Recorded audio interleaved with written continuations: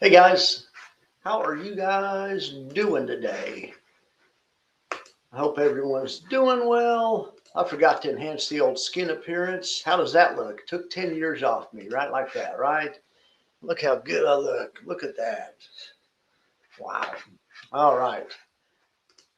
I know they have a filter on here that can make your skin look smoother. So I check it sometimes, and then when I forget to check it, I'm like, darn, do I really look that old? And the answer is yes, unfortunately. All right.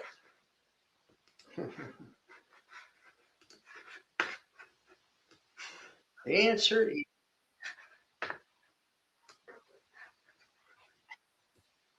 The answer is yes, for sure. Okay, so let me get all this set up right. I had the wrong screen being shared.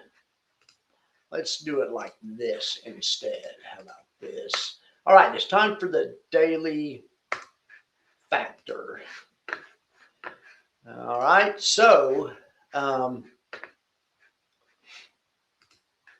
well, let's look at the market first. Let's look at the market first. How about that? And I'll get the factor downloading in the background. I'm so glad to see Bitcoin's bouncing, but it still freaking sucks because it's just making lower highs and lower lows, and it's just the definition of a downtrend. I'm telling you, do not mess with an asset under the 200-day moving average. I cannot believe I didn't divest of blocks. What was I doing? I kept telling myself, I think it's going to go back ahead pretty soon. Yeah. Yep. Copium, right? I was taking that copium anyway, or hopium, and now I'm also taking the copium and the hopium, both of them together. Hey, we got William in the house. Hey, we got a star in the house here. We got Mr. High Yield Dividend Warriors. It is nice to see you. Yes, I always stream. Come here. It's very nice to see you. I was just happened to be looking at Twitter a second ago, and I saw a tweet from you, and I saw something about Las Vegas. Was that you? Was that right? That was you, right? Anyway, yeah, I am definitely still streaming. They can't stop me from streaming. They're trying to get me to quit, but this is my third stream of the day. Good. That's I'll just making sure. Yeah, this is my third stream of the day. That's all I do is stream. Streaming's become my entire identity. I actually don't know what I do. If they ever shut down YouTube, I'd have to go get a real friend or something because I'd sit here and I have all these friends on YouTube. I'd have to go find a friend in real life. I mean, you guys are real friends, but I mean a real life friend. There's somebody who lives in my town. I have to go down the street and make a physical, make a regular type of friend. So I'm not sure I have my social graces anymore. All right, guys. Hey, it's good to see you, Kamir. And I hope to see you in Vegas. I haven't decided if I'm going, but I hope to see you there. All right. Yeah, possibly so. Dividend degenerate. Oh, you mean you're talking on the IBIT because Bitcoin's bouncing? Yeah. Are you saying the bottom's in? Are you calling the bottom? Dividend degenerates calling the bottom. Usually when people start saying, well, I mean, or you're saying you don't think it'll go much lower, because you could sell under the market. Yeah. Heck yeah. Heck yes. All right. Let's look at this daily factor and then we can talk about other stuff. But I appreciate you guys being here. We got a good crowd in the house tonight. We got 11. Okay, so the daily factor is my own proprietary metric. You guys have probably heard me, but for the new people, you know, right now the way you measure high yield funds is you look at yield, and that's the worst. Don't look at yield. Usually, high yield means usually if you pick a high yield, you get a worse fund, but not always. Not always, but total return is better than yield. And you can also look at yield on cost. Yield on cost is a decent way to look at high yield funds too. But I invented my own metric, and actually maybe it's kind of like yield on cost, but it measures the relative safety of these assets and it puts them in a group with each other and measures them with each other. Well, so once a week we look at all of them and see who the top 20 are, but every night we just pick a subset and see who the best in that subset is or are. So the subset tonight, sometimes we do different themes. Tonight it's going to be, we pick letters in the afternoon show, and I believe so it's going to be companies or ETFs. I have 200 companies in my database. We're going to take all the companies to start with, I think D, K, and U. I think that was I think that is the letter. Anyway, let's just go look. Daily factor infographic. Gosh darn it. Oh gosh, if freaking AI's messed me over. Um, Gosh darn it. Hang on a second. I'm so sorry.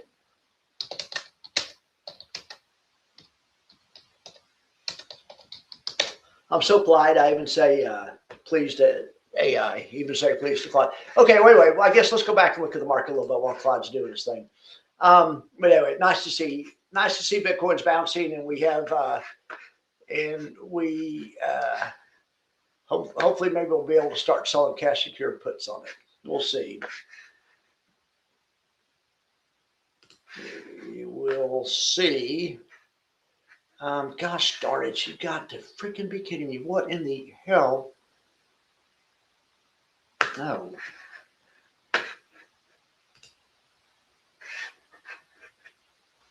All right, there you guys are. Sorry about that. All right. Let's see what stock index futures are doing. Hopefully they're bouncing as well. Stock index futures are, yes, up 1/3 of a point right there, which is good to see. Here's the, well, no, that's not NASDAQ. Here's NASDAQ, and it is up 1/2 a point. Boy, that's good to see. Let's check out a little gold. Ooh, well, that looks bad. Why is it saying plus? It's saying plus 1/2 a point. Is it up 1/2 a point after that pullback? There's no way. I guess. I mean, I don't. Where did it start? It's a pretty vicious looking little pullback there. I guess the day started.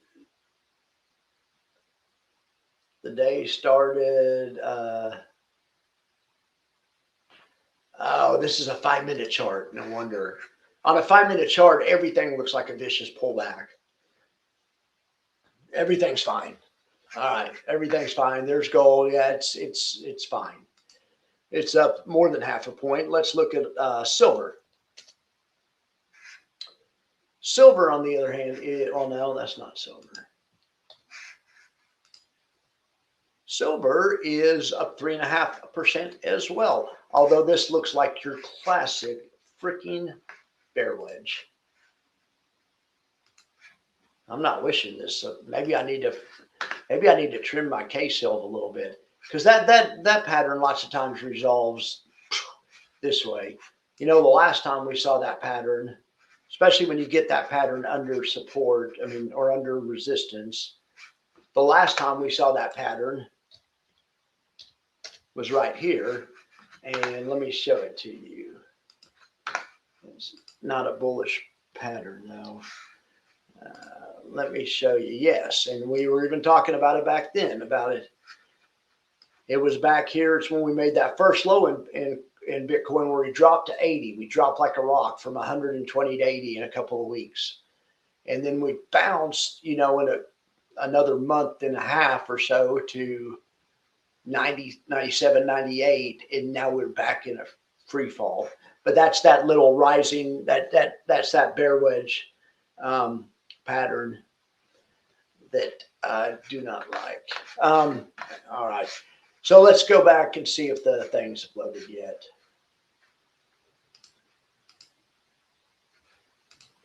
Okay, so here we go. Let's get our contestants together. So we're going to start with highest yield. Now, I want to talk about this a little bit tonight. Obviously, ULT-wise, yield isn't that high. I don't know how to solve this problem, because you guys aren't interested, but it's not that high. It's the only way I can measure it, because I have the trailing 12-month yield, right? Okay, so I could go back 360 days ago and find the price 360 days ago and divide it by, or divide 918 by it, divide the yield by it, and it'll give me the percentage. And it's like 75% or something, the real percentage. Problem is, I wanted to make a metric that can do quarterly dividends. So you have funds that have been around for a quarter, but not yet around for a year for K-silv. So what do you use for their numerator, or what do you use to divide it by? There's nothing there. So what I'm doing is I'm taking this number and dividing it by the latest close. So I mean, this tells you what the yield would be if the price didn't move. I mean, in other words, if ULTY's price didn't move, the NAV didn't move, the yield would be 257 based on this price. Now we know that, anyway, so I don't know how to solve that problem. So this isn't really yield. This is a metric. This is just, I mean, I need to think of a better way to describe this. I mean, it is, you do want this number to be, I mean, this number does mean something, but it doesn't really correspond with the yield. But anyway, I need to figure out a way to, I mean, I guess the only way I can solve that is I can make people be in for a year to do this. And then if you've been in for a year, we can figure your, your percentage the right way. All right. Well, anyway, Alti has the highest yield. It's not really that high, but even if you looked at what its real yield was, even factoring in the declining NAV and stuff, we're talking 70 or something. So it's, not quite as high as USOI, but it's the second highest one on the chart, even if this is right. It's paid a trailing 12-month yield of 9.18. The price, though, has dropped from 47 to 35.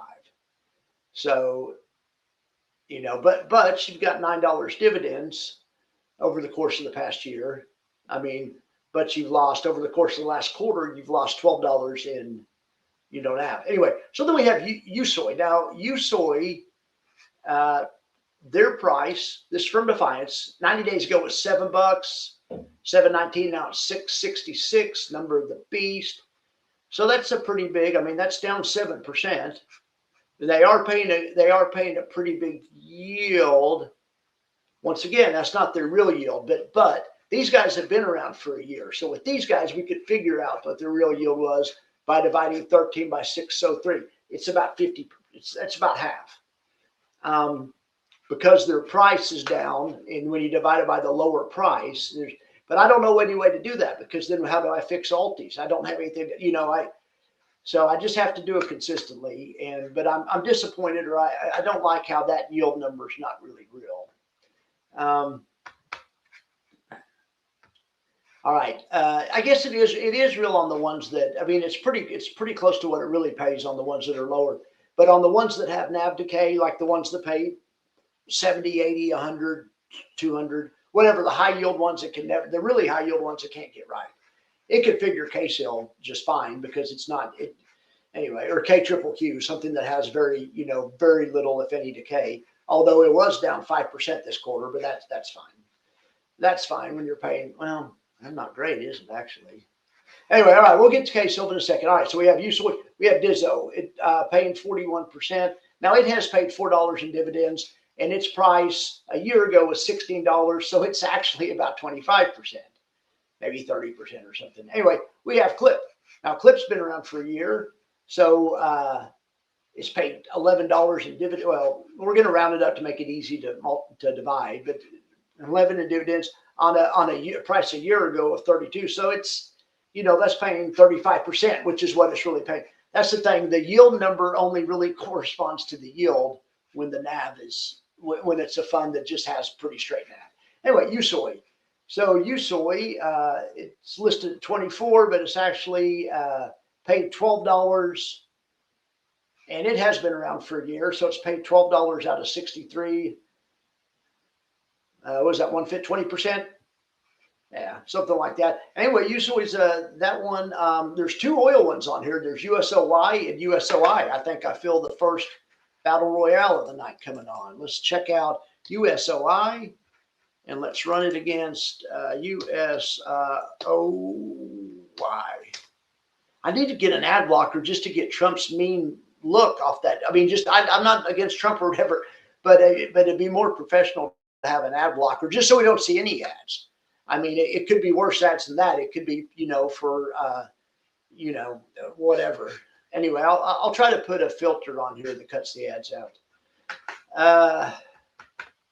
All right, USOI against USOI. So this is since inception on both of them, and they're actually pretty close.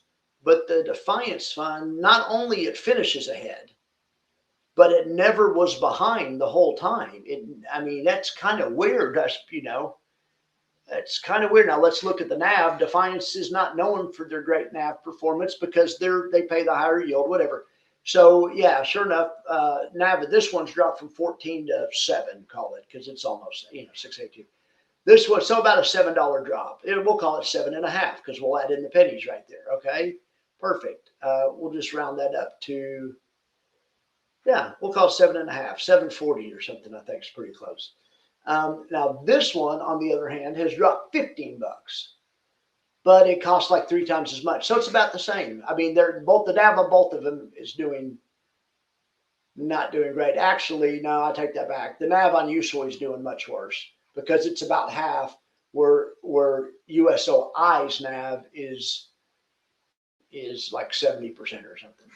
All right. Well, anyway, but for whatever reason, USOY is winning on total return. I'm sure they're paying a bigger dividend also. But either one of those, like I always say, either one of those or neither one of those might work for you.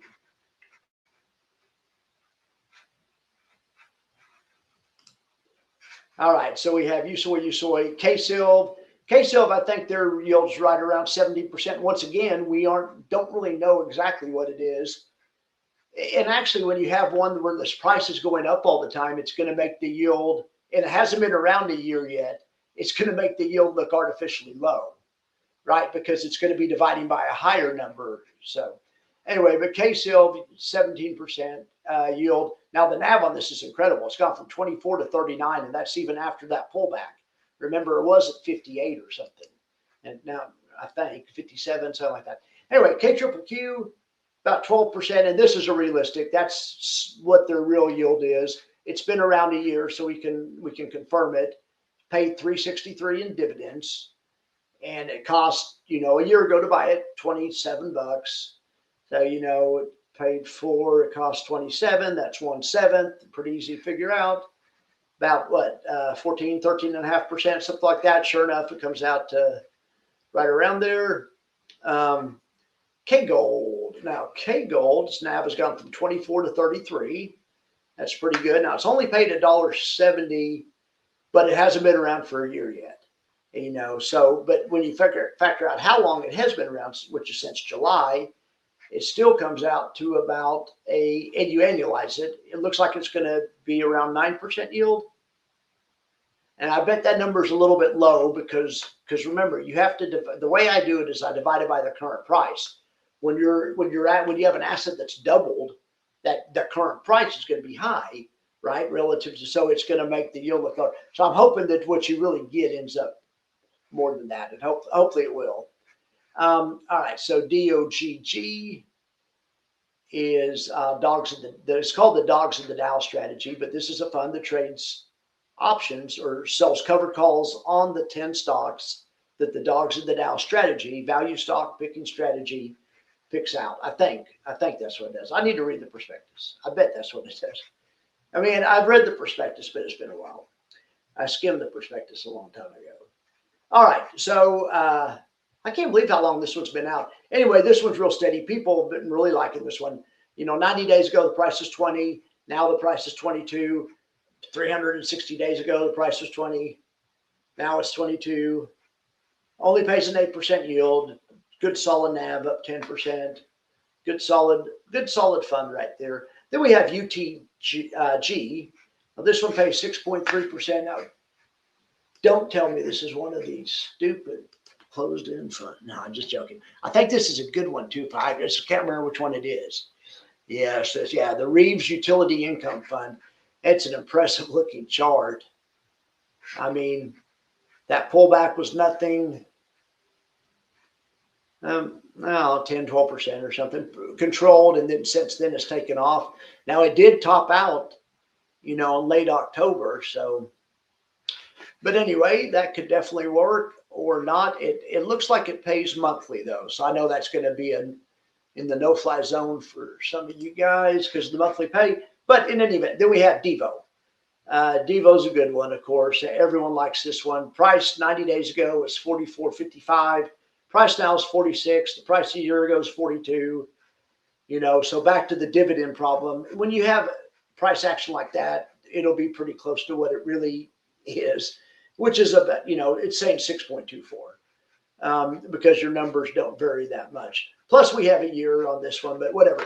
All right, so let's look at these things just by NAV return. Which ones are the NAV? Oh, I think I know which one's going to win.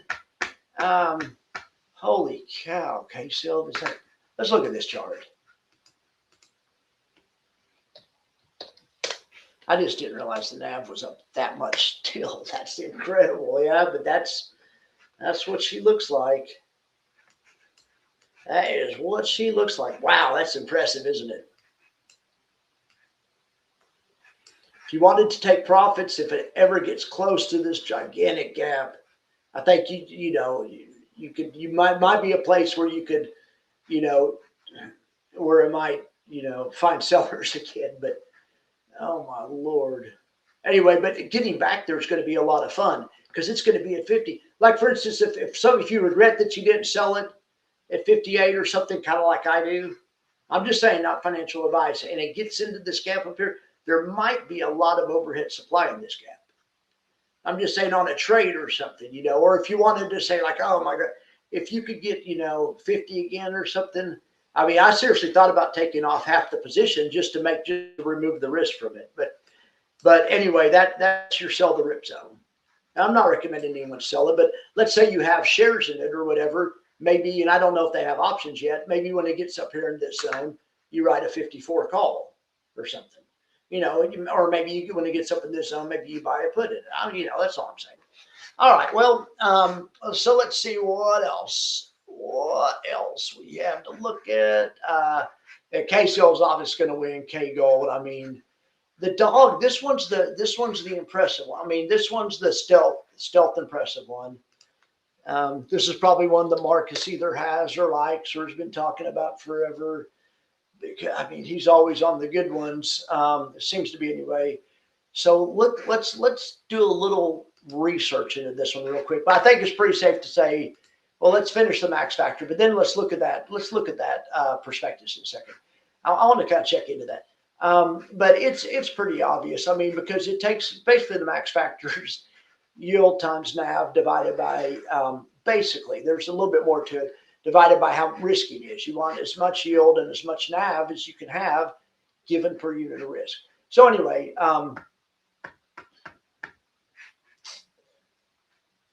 so let's look at the volatility, or let's look at the stable DEX. The most stable one is DOG. Yeah, I'm just kind of interested in this DOGG. This may turn into one kind of like a lot of people like Clip, or not Clip. A lot of people like IDEVO, or it might turn into a super steady one. And maybe this is the year that value investing takes over again. Anyway, DOG is super steady. Let's check out the Quandex. K-Cell is number 1 on the Quandex. DOG is number 2. Now, Quandex is based on a year. So, but anyway, okay, so that's the Quandex. Okay, so here's the max factor. I'm pretty sure it's going to be K-Cell. Short-term max factor, and it is K-Cell. I mean, because you're getting, 60% NAV upside and a 17% yield. I mean, DOG is pretty good too. Well, I'll take that back. K-Cell, that's great. That's great, but it's not super, that one's not super steady. But anyway, but then DOG, on the other hand, is 2 times as steady as the overall market. But it pays about half the yield and only has 1/6 of the NAV return. So even though it's super steady, it's still not going to be number 1. You got to give it to K-Cell, and the editor's choice is not going to overrule it tonight. It definitely goes to K-Cell. But I do want to drill down a little bit on DOGG. It looks like an interesting one to get in the middle of, but Devo looks fine. I mean, Devo has positive NAV. It's, and also the max factor, the max factor measures the last quarter, but I like to look at last year also. Devo does have a year's worth of data, and it's really good. And in fact, the Quandex is the year's. So on the Quandex, Devo's number 4. I mean, yeah, Devo's legit. USOI is legit lately. I mean, it's paying a 24% yield and has positive NAV return. Now, these other ones, most of these, the reason they get down here is it's not sustainable.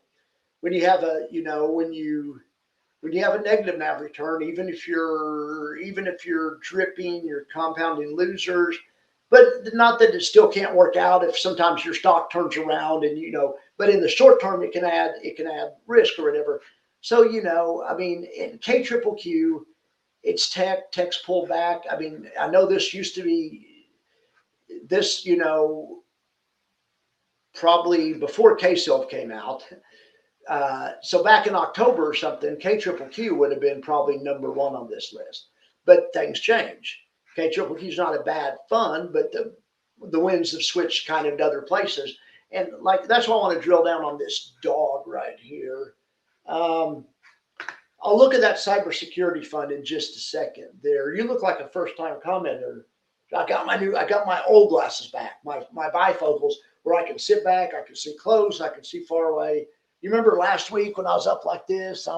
Anyway, thank you guys for putting up with me. But yeah, Joe, I don't know if I've ever seen it. It looks like Joel in Nevada 2050 or something.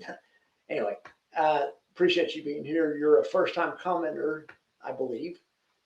We'll look at that. Yeah, we'll look at that. Let's look at hacking. I want to see what kind of option strategy they do, but we'll pull that up next. But I thought you guys might be interested in dog. Okay, now this fund, because these guys don't publicize this FT First Trust. They have some funds that have been around forever. They have a covered call fund you never hear of. Let me pull it up. The last time I checked, I think it was all right. I mean, so it's FTHI, and it's been around forever. Let's do it against XYLD.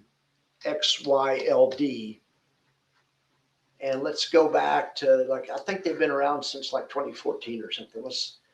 But FTHI, and it's not a particularly bad one. I mean, it's beating XYLD, although there was points where XYLD was spanking it.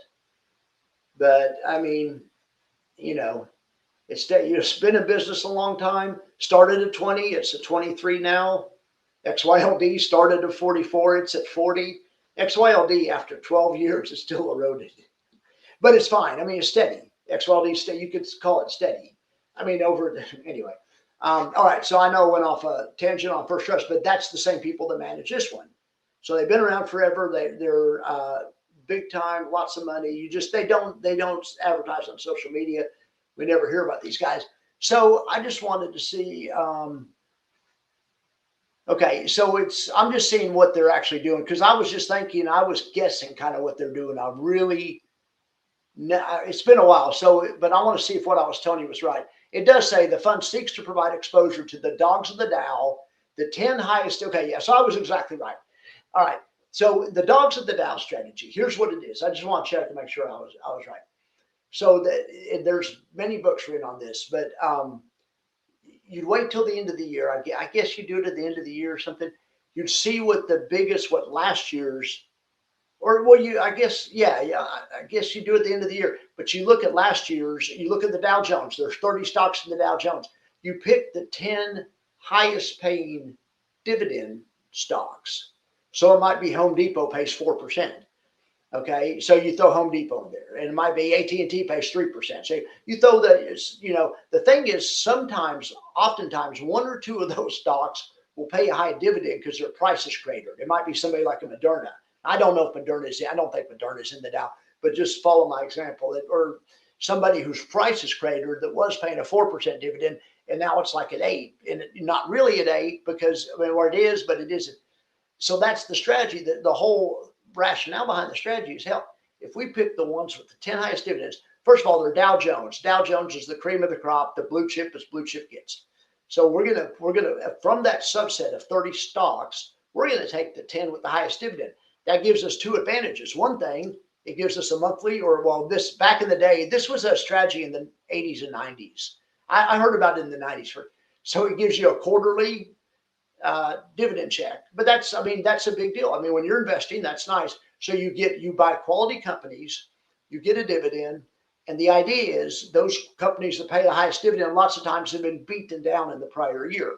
Then when you get to the end of the next year, you reallocate, and you make sure to have the 10 highest dividend. So it's a decent. So that's what they're doing. They're seeking to provide exposure to the dogs of the Dow, 10 highest dividend yielding stocks on an annual basis. So they put this strategy in, which is a good strategy. I never thought about doing it, for one thing, because it's too hard. I like the idea, but I might not too hard, but I don't want to mess with that. I mean, or it sounded kind of boring to me, to tell you the real reason I didn't do it. But as I get older and boring stuff sounds better, yeah, especially if what they're actually doing is they're choosing those 10 stocks. So you get blue chip value stocks, and then I bet you they're going and selling covered calls on top of them, which adds another element, which I really like. And so these stocks, I bet you they're paying the dividend from the stocks themselves. And then I bet you they're also paying you the money from the covered calls. So yeah, I think this is a solid idea. Let me see here. So I'm sorry I've never done a review on this. So holdings ought to just be, so what do they have? 40 million in treasuries. All right. So 72% of the company is T-bills. Okay.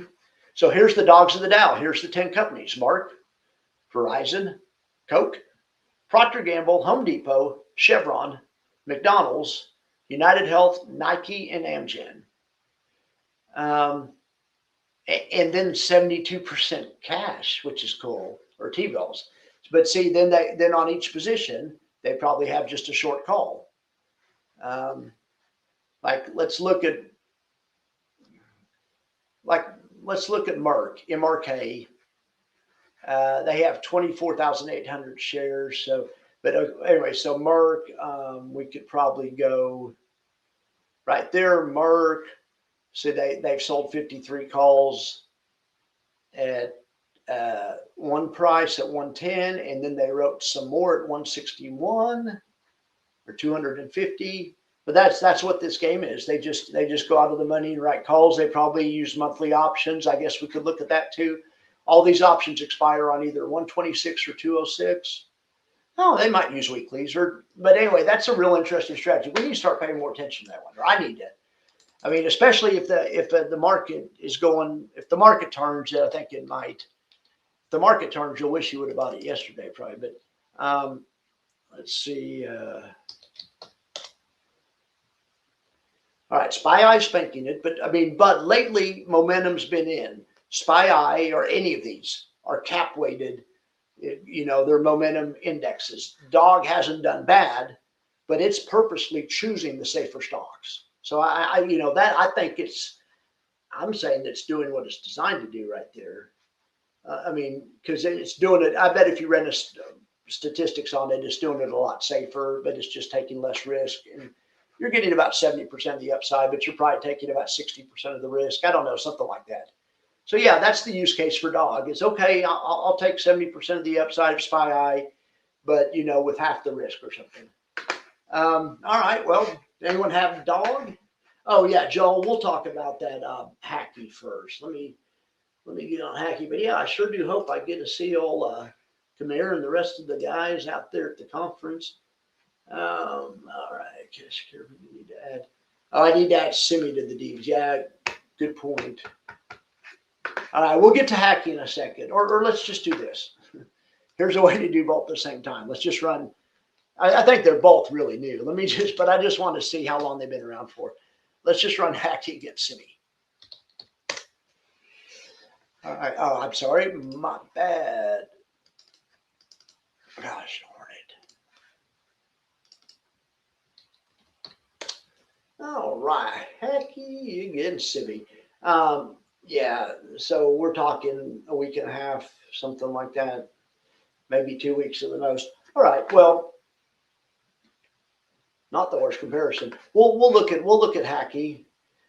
So Simi doesn't get to start computing a max factor until it's been around for 3 months. But I've got to switch that. I've got to update the max factor, because it's ridiculous you have to wait 3 months to be in it, and then it's ridiculous that the yield feature doesn't really work right or it can't really compare companies that are. I really need to work on the max. I'm not going to change it, but I need to make I need to work on the logic behind it a little bit. I'm always making the max factor better, but I think it's given us good. I like the top 20. I think it is pointing in the right direction. It's doing it's saying it's outputting what I want it to output. Sometimes I'm disappointed that it's not choosing the funds that I have in my portfolio, but it's just going by the numbers. All right, let's do. All right, so yeah, I'll look at Hacky. You sold it. There's Charles, slinging options. Dividend degenerate has to go to bed. All right, sounds good. Dividend degenerate. All right, we'll look at Simi. So you sold a 9 bit, so are you calling the bottom? I mean, it is. I mean, it's surely it's got to bounce. Come on, because it's just been parabolic. I mean, surely it's you're just buying the spike bottom, or yeah, I got you. I hope it works out for you. All right, Joel. Let's look at Hackey because Joel's awake. Dividend Degenerate went to bed. We'll look at his, and he'll watch the show. I don't think I know his number to message him, so maybe he means in Discord or something. Anyway, let's look at Hackey first.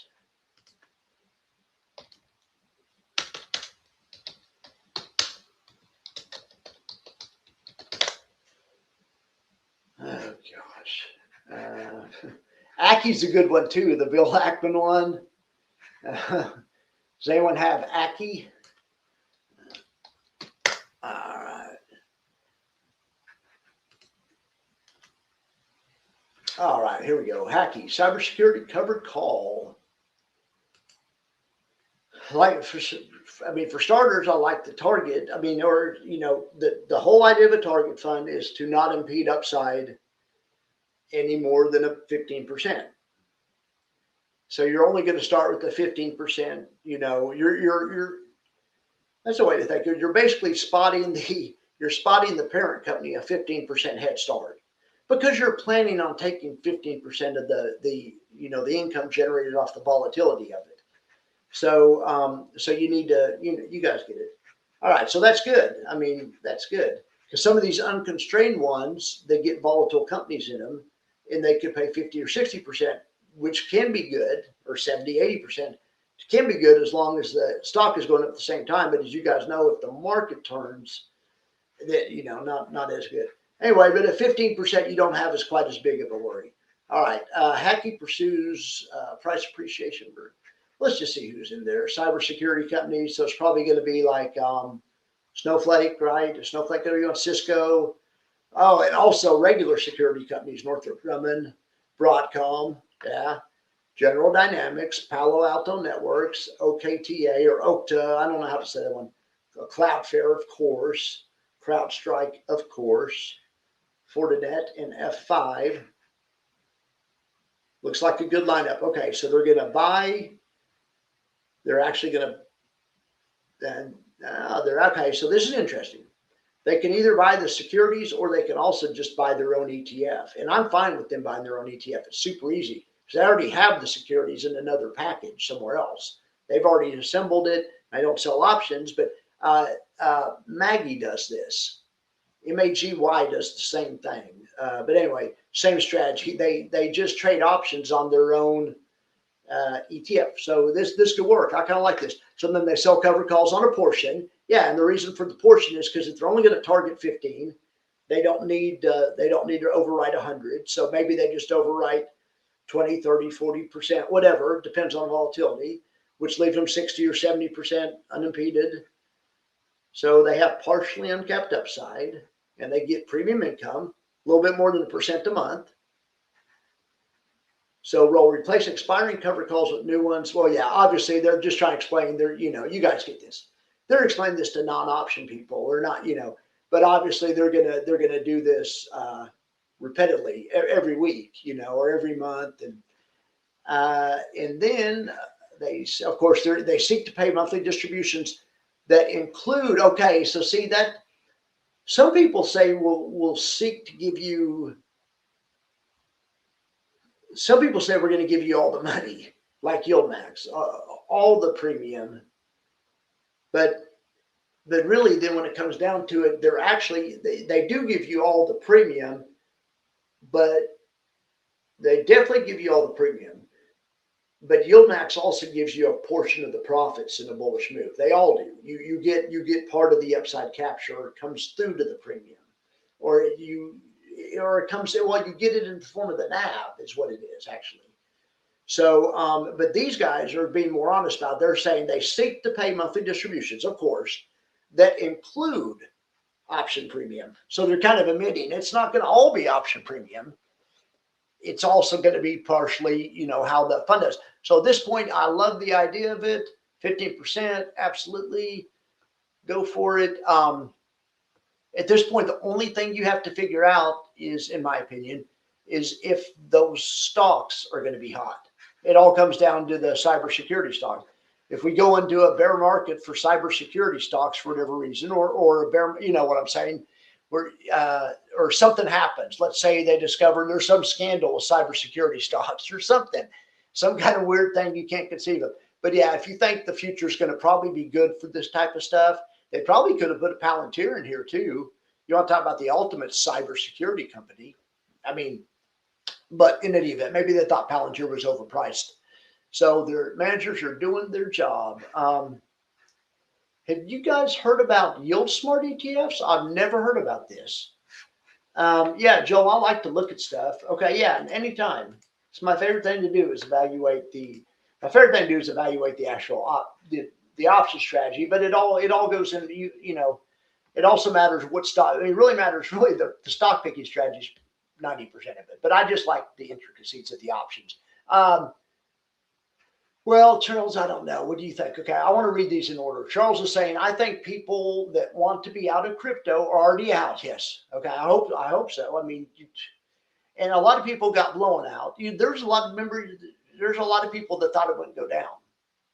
So I bet they got margin calls. Max, these bit tech soft sell-offs. Do you think the valuations are high? And they're great. I think that's. I mean, I don't follow fundamentals. I couldn't even tell you AMD's earnings per share or PEG ratio. I don't. But yeah, But I do listen to analyst talk, and I guess that's what's happening. I mean, I listen to CNBC and stuff, and yeah, obviously that stuff got way out over its skis. Even so, it's not they aren't good companies like Nvidia. Probably right, one of the best probably companies around of the past 10 years, especially, but got ahead of itself. But maybe we're closer to the. It's so weird though, because if we're going to have a correction, it's not too late to hedge because the market's still super high. It's weird. The market's not dropping. It's just Bitcoin. We're in a correction. I mean, because this is still holding its up wedge. I mean, people thought the same thing was going to happen here, and you could have loaded up on 650 put spreads or whatever, played for, I think a person would probably want to play for the break, would want to go for 650. If they're going to play this spread, I mean, the bear's thinking there's not going to be buyers here the next time it goes through. Or, if it gets, or maybe if you get a close on the other side of this, then aim for 650 or something. But it's weird because the SPY is not the market. The SPY has a lot of those safe stocks in it, like dog, because that, and the Qs aren't really them. I mean, they are the market. They're a little bit weaker than the SPYs, but it's like, it's just the high yield stocks that have been in a correction. Because I'm joking about that, but a lot of these companies like Alti and a lot of them, they use a lot of high yield, a lot of crypto companies because of the IV. And it's fun, and it was doing great when it was doing great. It's, I'm not bitter about it, but that's just, oh my gosh. And we're on lows. We're on the lows. Well, no, that's a daily. I'm sorry, it's a daily candle. But yeah, we are on lows. We're on, oh my gosh. Well, I mean, damn it. Well, I mean, the last time it spiked down here a few days ago, it bounced up. We spiked down here. Maybe in the morning we have another bounce in this.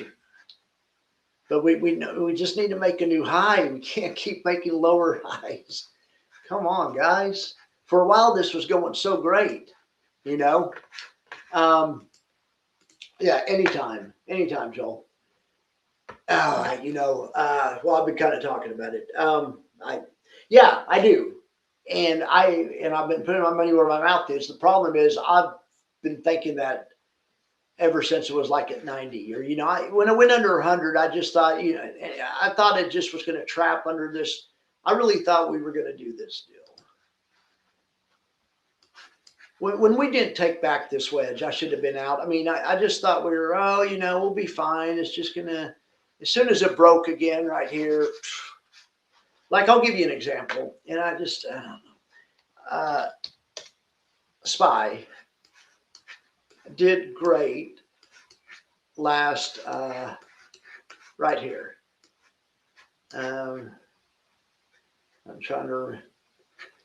I was trying to remember the pattern. Oh yeah. I'm trying to think at some point, I think it was whenever this didn't hold, whenever it got under here, or, I started to get defensive. Then when it went down here and it rallied up and could take it back, I think on this bar right here, or the 28th, I know it seems like it was kind of late, but I was like, well, hell, if we're going there, we're going a lot lower. And I added some inverse stuff, and then got out on Liberation Day and did all right and got back into risk. But I mean, I hope lots of times when everyone thinks we're going to correct. So lots of times when everyone thinks we're going to correct, we don't. Or, it can happen that way too. So maybe we just, who knows? But yeah, on crypto, I'm not I just follow what you guys do. I don't have any, I'm 60 years old, or I'm going to be 60. I have a wallet and I have a few things in it, a few altcoins and stuff. I mean, I understand what it is and stuff, but other than that, I'm not a maximalist. I like growth stocks. All right. So what else? Let's talk about, what else do you guys want to talk about? Anyone? Oh yes, let's do, Dividend Degenerate wanted me to talk about, or let's look at Simi. Maybe you guys want to know about Simi too. Let's just check it out really quick.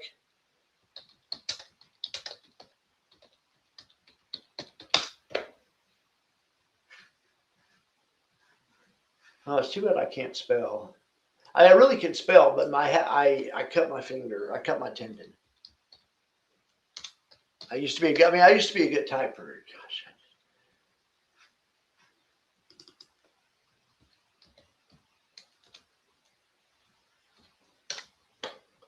Okay. Look at how much better these other companies are SEO'd. Because even though it's not the same ticker, but it sounds alike, they probably bought Granite shares, or they're gaming it, whatever. So where is Granite shares? Is that what it is? It's Simi. I mean, I guess I have to type in Granite. I'm sorry, it's all caps. I didn't mean to do that. All right, let's take a look at this really quick for our friend Dividend Degenerate.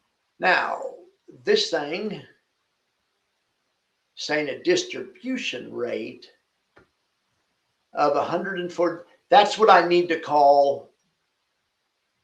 Well, no, I was going to say maybe that's on the max factor. I could call the yield a distribution rate because that's closer to what it is. But actually, a distribution rate is just the last payment divided by the current price. And maybe I need to start doing that on the max factor. I'm gonna find a way to make the max factor better. It's showing us the right funds, but I want to make it more. I want to make it better. All right. So anyway, Simi. So at 145% distribution yield. Let's look at the. Well, okay, it's weekly. It really doesn't have much history. Let's just evaluate the option strategies and see what we think. That's really how I kind of tell. Oh, and this is my favorite part, is seeing the other ones they're bringing out, and making sure that these may already all be out. But sometimes you see one that you didn't know was coming out, and but no, these are all ones that are existing. Okay. All right. So where is that all? Page 61. Oh, it's not. You got to be kidding me. I went right to it. No, I don't think it is page 61.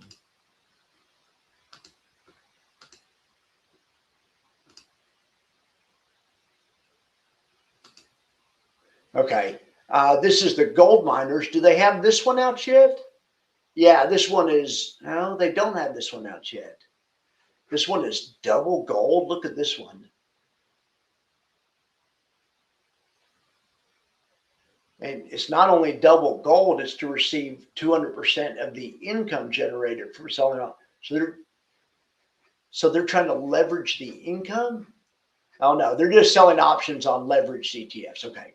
Well, all right, let me try to find this. Where's this Simi? We got to. I guess it's probably the same on all of them, but maybe not. All right, so here we have it. So this one, okay, it's using the 3 times leverage. That's fine. So it's selling options. What's the 3 times leverage? Is it SOXY or no, not SOXY? Is it anyway, maybe it'll tell us in here.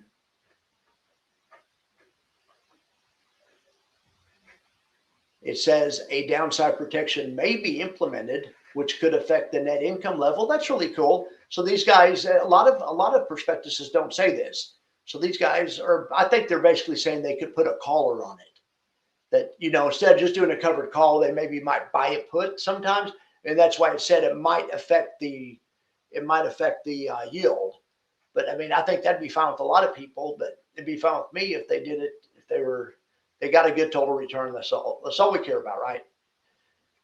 Okay, principal investment strategies. I'm pretty good at scanning through this really quick.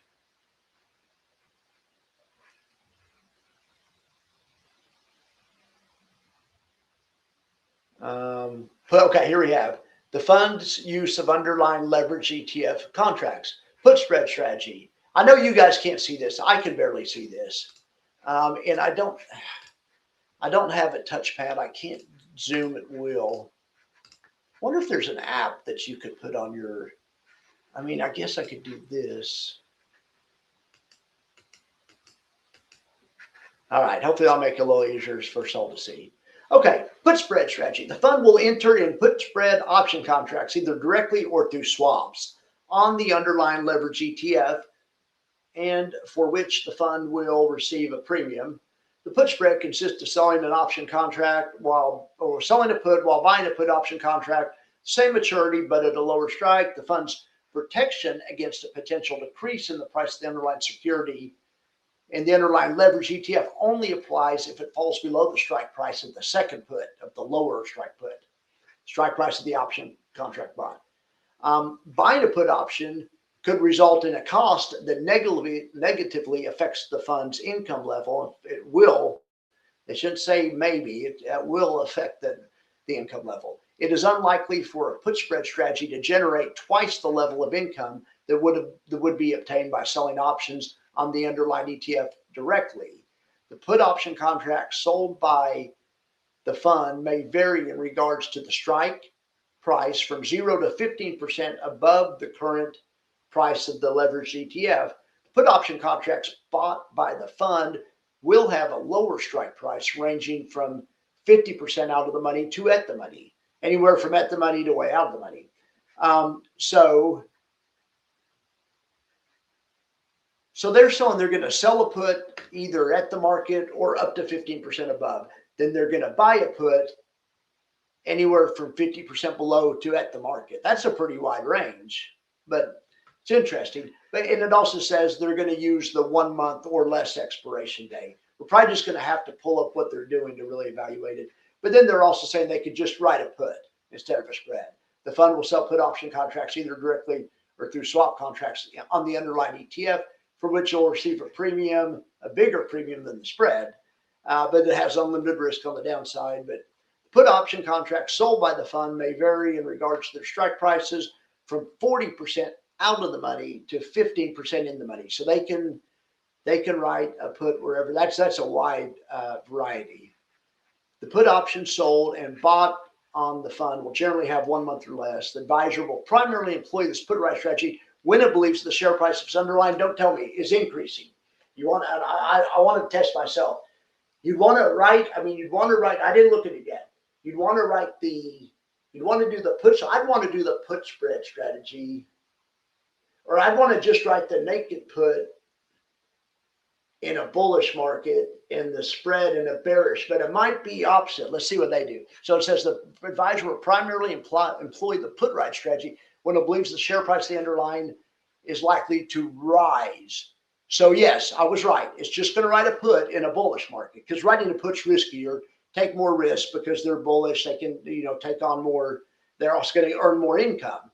But then in a sell-off, they can use the spread to, and they're going to do just the put by itself following a substantial sell-off. So maybe like after we've had a steep sell off, they might just sell a put so they don't, who knows? But because anytime they think the price might explode, they'll take the riskier strategy. Because the put spread strategy is the less risky strategy. It has less black swan risk, especially because of the spread. So that's interesting. I think this is better. I mean, heck, Rex doesn't tell you anything about their strategy. It's just generic. It is the most generic thing. This is I love this kind of stuff. This is just explaining how it works.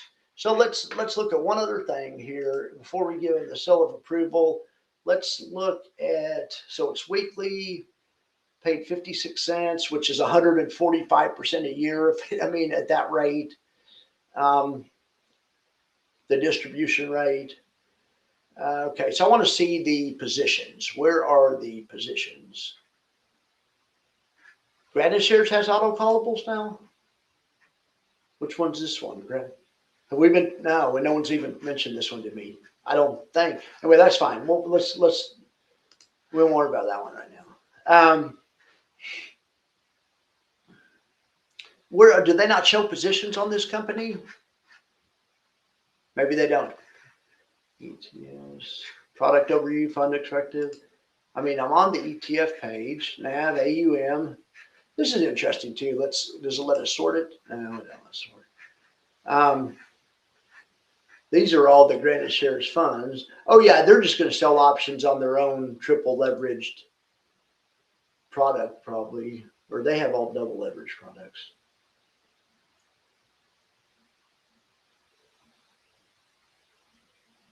How's this bar doing? Look at this Granite Shares Gold Trust. I bet that's doing pretty well. Platinum Trust PLTM. It's up 4% today, I think. Is that today? Yeah. Wow. Maybe they don't publish holdings.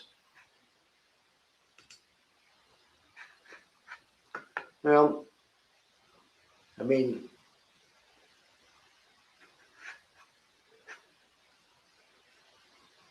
I like how they're telling a lot about their strategy. Prospectus, yield boost, product loose, fact sheet. I mean, here's everything, and I don't see the positions. Prospectus, summary prospectus, the SAE, the product list, fact sheet. Oh well, not that big of a deal. Not that big a deal. I'll talk about whatever you guys want to talk about. What do you guys want to talk about? You guys like semi?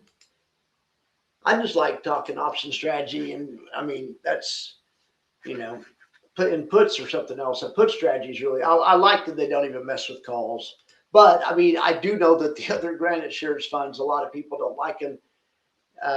But anyway, I'm fine with selling a put in lieu of buying stock and having to call it. It should come out about the same. So it's Soxel. That's yeah. Now, but it doesn't attract triple leverage. I just read right here that it tracks the 3x long. I was just trying to think what the 3x longs. Oh yeah, Soxel. I'm sorry, of course, because it's Sox long. Yeah, that is the 3x. I always get confused. For some reason, I always think Soxel's the underlying. The underlying is it SOX or is it SOXX or is it SOXS? I've never been straight on what the underlying on that one is.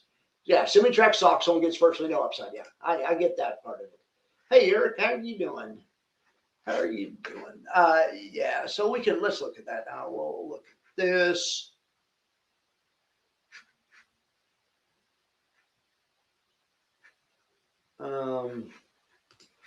It's just hasn't been around very long, but maybe we could look at it here.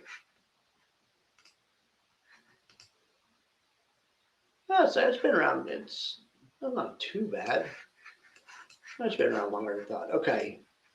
So, and then what we'll do is we'll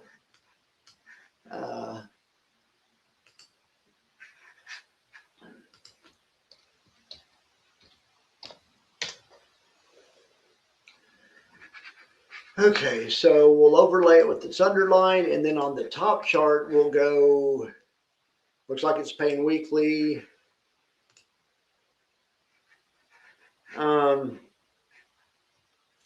We'll go dividends off. We won't factor in dividends because we're just looking at how it reacts on a daily basis. Um, yeah, so here, whenever the fund is catching upside, right here, the fund went from 50 to 70 basically. This thing went from at the same time 20 and a half to 22 or something, maybe up 5% or something, you know, something.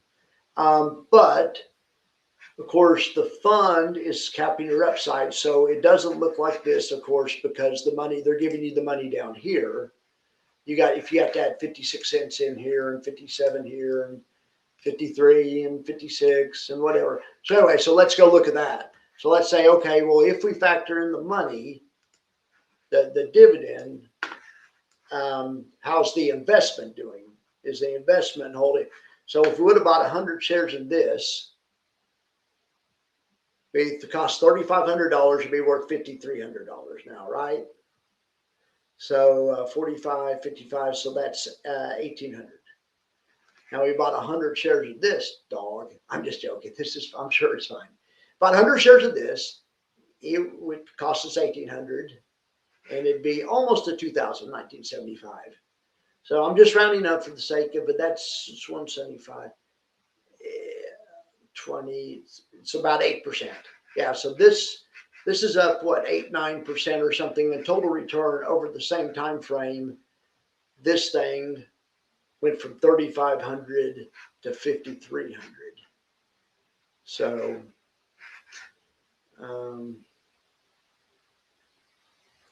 here's another way to look.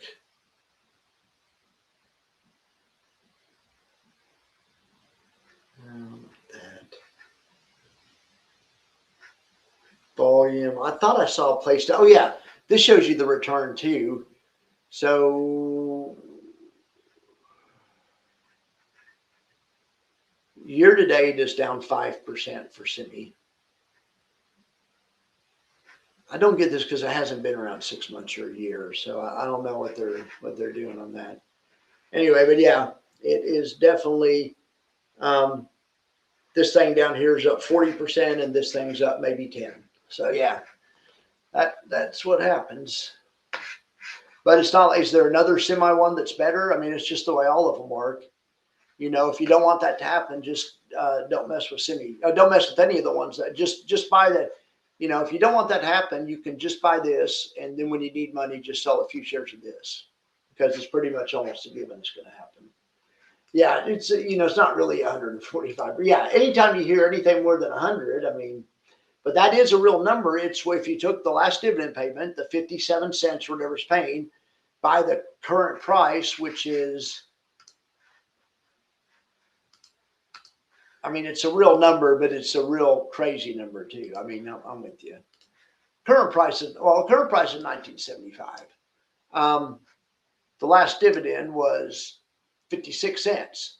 They pay weekly.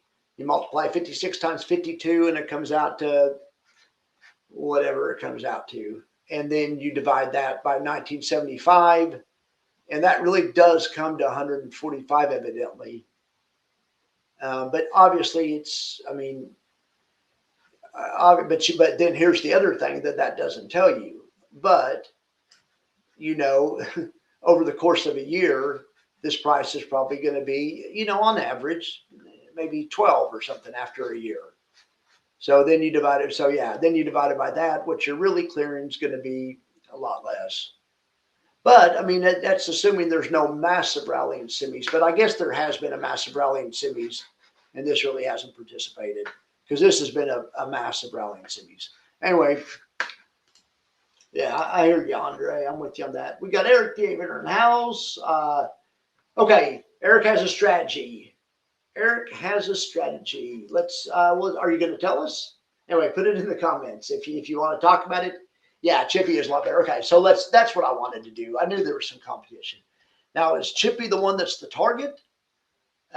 No, Chippy's okay. Yeah, Chippy's definitely a lot better, and I bet the target fund's even better than either of them. I'm just guessing. I don't know. So we're just going to go same price scale for Chippy, and all right, let's get this going on here. All right. So in no way that's not. Yeah, that's Chippy's price isn't even adjusted for dividends, and its NAV is up 6. So yeah, you're right. It's much better. What is going on over at Greenwich shares? Anyway, okay. So adjust data for dividends. Hit OK. So on adjusted for dividends, it's obviously still doing better. It's up 70.2%, where this one's up 7 point. Remember, I did the math in my head, and I said, so it's up what, 8-10% or something? I got it. I got the math right. Yeah, so it's up about 8% on the total return when you add in all those dividends, and even factoring in the price drop from wherever it did to 19. Even factoring that in, you're still, after all that, up 8%. This one's up 16. Yeah, that's a bad look for Simi and a good look for Chippy. And like I say, I mean, I'm thinking that Soxy should probably dodge both of them, just because of the risk and reward equation, just because of math. But maybe not. Maybe not. And then does another fund have a semiconductor product? I can't think of anymore, but if somebody does, put in the comments. So let's see how Soxy does. And Soxy actually does not beat Chippy. Look at that. Soxy's a ripoff. Soxy, you get a lower dividend. That's not really a ripoff. This is a short time frame. This is 2 months or something. It's 9 weeks. I mean, but it's not nothing. But over 9 weeks, Chippy is better than Soxy. Wow. I mean, that's good though. But suffice to say, they're both about doubling the performance of Simi. Here's the thing though, let's take dividends off, and I guarantee you Soxy will be ahead. I mean, if you don't factor in dividends, Soxy's definitely going to be the best. In other words, that we're just going to look at the NAV. Soxy definitely 100% going to be the NAV one, the NAV winner. It just has to be. Yeah, of course. Because it pays less yield. So that's just, and the way they pay less yield is they write less options. They only have to pay 12% on these super volatile stocks. They get a ton of upside. I wonder how it compares to Soxol. I'm sure they don't do as well as Soxol, because Soxol's leveraged, but I just wonder if it's anywhere close to Soxol. Of course not. All right. So Soxol's not really a fair comparison because it's triple leveraged and they don't sell options. It's just a growth fund that's triple leveraged in the hottest stock out there. All right, but so let me get. Oh, that's Soxy, not Soxol. I meant Soxol. What's Soxy? Oh no, that's Soxy. Okay. Well, I thought I typed in. Oh no, Soxol's up there. It's in the.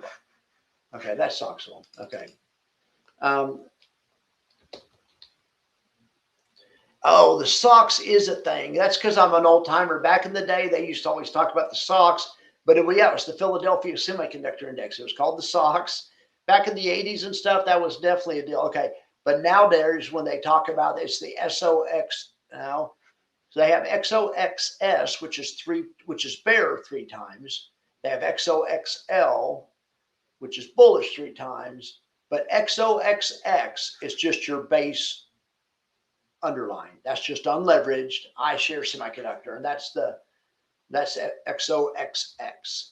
But that right there is why I always think it's XOX, because it used to be XOX, and XOX is a thing, but only for people that are 90 years old like me.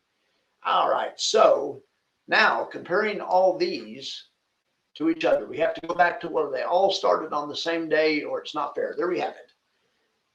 There we have it. So we have the underlying up 93%. The SOX. But then we have the best performing the best performing high yield fund as far as NAV up 62%. And then we have the NAV of Chippy up 25%. And then I don't know where the other one is. Anyway, but now let's switch it to dividends on. And so this is really how you've done on your true investment. With the dividends on, it's not as big of a difference, but of course, the underlying's still ahead. You're 94% in the underlying, and you're about 79, 80% in the in these high yield funds. I don't know why it took.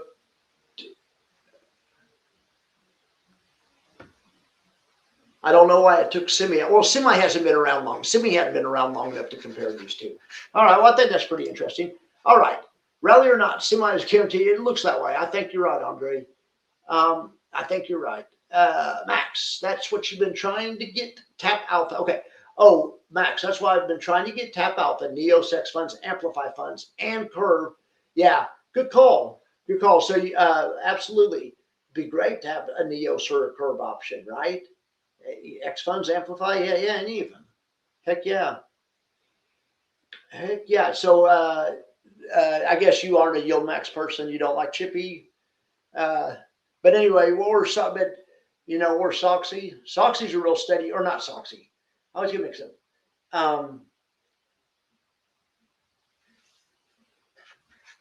Well, yeah, the one that pays the 12% yield shouldn't really have much NAV problems at all. But anyway, but yes, I would love to see Neos come out with one also. Absolutely. Absolutely. Okay, I'm kind of thirsty. Sometimes I hide it. There you go.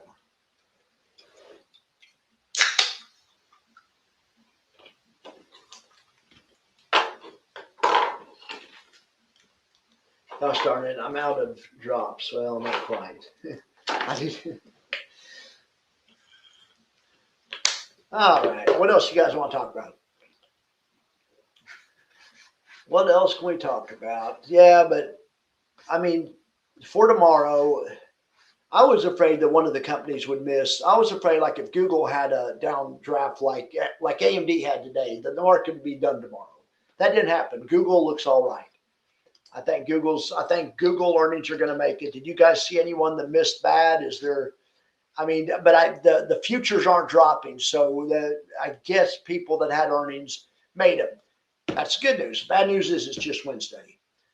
Big earnings in the morning, and big earnings especially tomorrow after the bell. So we have one more day to get there. And Andre said he likes Chippy. He just hopes they don't. Yeah, I agree with that. And the thing is, that's why they call it a target fund. That's kind of like their promise or their indication. Hey, we aren't going to overpay because we can't, because it says in this prospectus the fund can only pay 12%. So in theory, that fund, the only thing that can screw up that fund, in my opinion, the only thing that can make the NAV of Chippy go down is if the parent asset, which is SOXX, basically, if not really, because they choose, basically though, has to have a year that it at least is up 12%. So if you have a year where the semiconductors are flat and that fund is paid 12% during the year, Chippy's going to have negative NAV. But that's the way Chippy has negative NAV if SOXX doesn't at least go up 10%. Now, having said that, SOXX is up like 100% this year or something. So, I mean, so we can look at SOXX since it is up. I mean, all right, this thing, SOXX is up a lot. I mean, it's I don't know which color it is, but let me do it this way.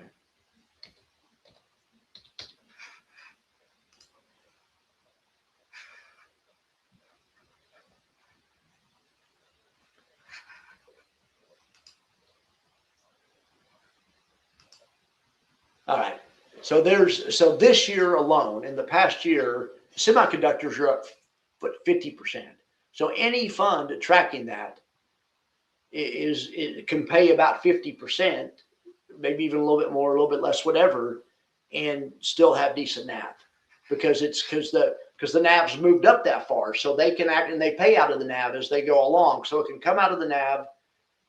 So this year it's been good. Just as long as next year they don't go down. But if they go down, Chippy's not going to overpay you. They can't overpay you because the prospectus says they can only pay 12%. So they'll pay 12%. But if You know, if SOX has a year where it's flat and goes straight sideways, you know, so you know you're probably going to have a little decay. But I think that's probably decent. That one I'd say SOXY. I'd say the safest one is Big Y from YieldMax because just because that's the safest one. It's also a target 12 fund. And I'd say the second safest one is you know, it's probably Chippy. I know Soxy's been doing better, but I'm saying Chippy just because of the lower yield. It'll, you know, over time it might help a little bit. But anyway, yeah, no, that would be great to get Tap Alpha to come out with that too, Andre. Okay, perfect. That's in my opinion the only thing that'll mess up Chippy. I mean, it's just a bullish bet. So in other words, when semiconductors go cold, get out of Soxy, get out of Chippy, one touch Semi with the 10-foot pole. I mean, you know, I like the prospectus and stuff, but then once we started running comparisons, it's not holding up. So I'll pass that along to old who was that? Dividend Degenerate. I'll pass that along to him. He'll watch this. All right, guys. Well, we've been going for a while. I'm glad there's 30 of you here. I appreciate it. If there's any other questions, I'm not trying to get out of here. If there's something you want to talk about, put it in the comments. I'd be happy to talk about it. But if I don't see anything, what am I going to do? Go freak about Bitcoin being down? I hate after I have a show and everything's jacked up, though. I need to get better at learning how to fix it, remembering to fix it before all right, so here's a 5-minute chart of Bitcoin. I mean, it is what it is, but I'm probably going to go watch this chart. Oh, and also, I have some content I'm working on that you guys will really like. But yeah, it's only a 5-minute chart, but that's just not a great look. That's on a 30-minute chart. That's a really bad look. This H pattern is a famous sell pattern because it kind of contains a bear wedge in it. You know, where you get this rising wedge where you get higher. You know, anyway, and then if it, that's just been. I mean, that's just a bear pattern. That's just all there is to it. We got to make a new high and higher lows at some point. I mean, you know, if we want to get bulls back in the game. All right, guys. Well, I didn't see any questions. Let me work on my banners here. Remember, this is not financial advice. Please consult a licensed financial planner for all your financial needs. There's my PayPal. If you'd like to donate to the channel, you can do so there. But remember, not financial advice. Also, please don't forget to like and subscribe. Well, thank you guys for being here so much, and I will talk to you guys later.